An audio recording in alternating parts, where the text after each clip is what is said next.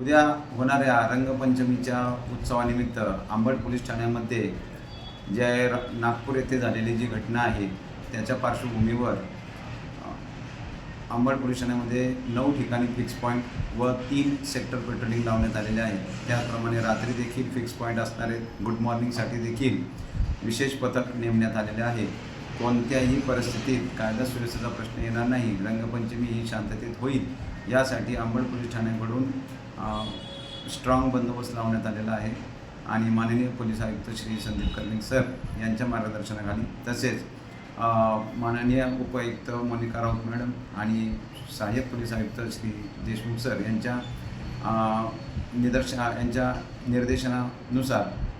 Ambad police ठाण्यामध्ये उद्या जरी कोणताही मोठा रहाड किंवा इतर